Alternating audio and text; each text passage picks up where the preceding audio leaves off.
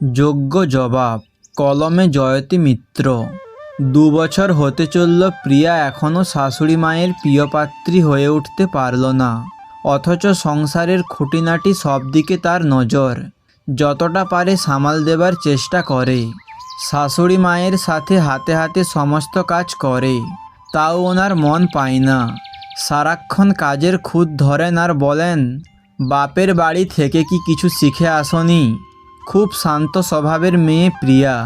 শাশুড়ির আচরণে কষ্ট পায়, চোখ দিয়ে জল পড়ে, কিন্তু মুখের ওপর কিছু বলে না। অবশ্য শ্বশুরমশাই প্রিয়াকে খুব ভালোবাসেন। স্বামী অজয় প্রিয়াকে আদর করে বলে, একদিন সব ঠিক হয়ে যাবে। মায়ের কথায় কিছু মনে করো না, আমি তো আছি পাশে। স্বামীর ভালোবাসায় সব কষ্ট এক নিমেষে উধাও হয়ে যায়। বৌমার বাপের বাড়ি যাবার নাম শুনলেই শাশুড়ি মা মলিনা দেবীর মাথা গরম হয়ে যায়। তিনি বলেন, 25 বছর তো ওই বাড়িতেই কাটিয়ে এলে, তাও মন ভরল না। এবার নিজের সংসারে মন দাও।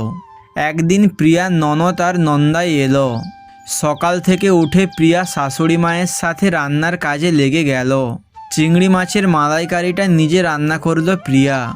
ননদের বর মালাইকারি খেয়ে প্রিয়ার খুব প্রশংসা করে বলল, বৌদি আপনার ননদকে একটু শিখিয়ে দেবেন তো, তাহলে আমি একটু মাঝে মাঝে খেতে পারবো।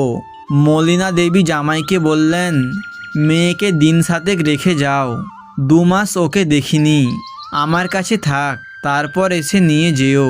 জামাই খুব ঠোঁট কাটা, সাথে সাথে বলল, না না, ও আমার সাথেই বাড়ি যাবে, আমার মা অসুস্থ।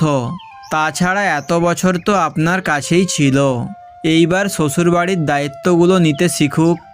মলিনা দেবী বাক্যাহার হয়ে জামাইয়ের মুখের দিকে ফ্যালফ্যাল করে তাকিয়ে রইল।